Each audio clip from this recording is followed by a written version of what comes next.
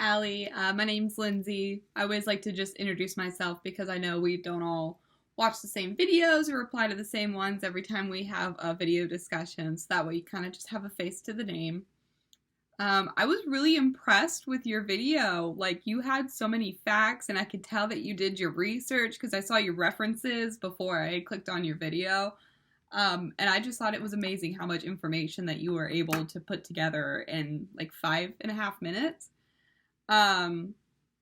So one of the things that I really liked about your video reply, or your video discussion, excuse me, was that you brought up police brutality, and that black males, struggle more with police brutality more than women do. I apologize. I think faster than I speak sometimes, so just bear with me, please. And then I enjoyed that you brought up that social media is able to bring attention to the police brutality issues that Black individuals face.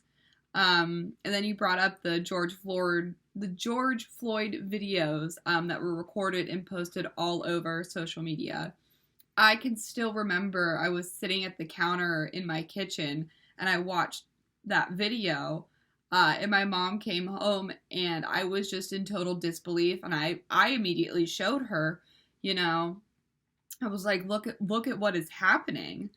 So I think it was a great aspect that you brought up, that social media is able to bring attention to these to these issues, fortunately and unfortunately. I liked that you said that that George Floyd's death was captured.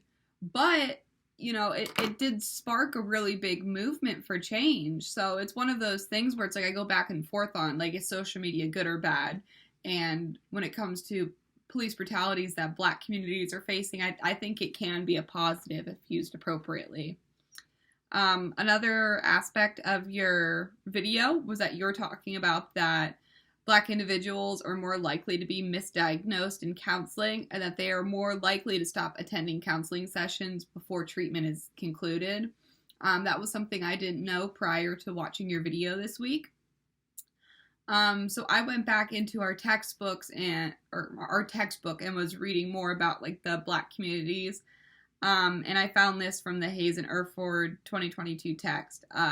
Rooted in the presumption that Black neighborhoods are inherently more criminal than other communities, local and federal police can justify their surveillance of Black communities. And again, that was from Hayes and Erford 2022, which is our textbook. And then I found two in our textbook. According to a study conducted in 2018, Black men are 3 times more at risk for being killed by the police compared to their white counterparts. Hayes and Erford 2022. And I bring these up because watching your video really made me think of racial profiling. And I personally think that's just a very outdated belief and ideal to even have. I can't believe it's still used today. But the first thing, the presumption that Black neighborhoods are more criminal inherently, it's like, what is that based on?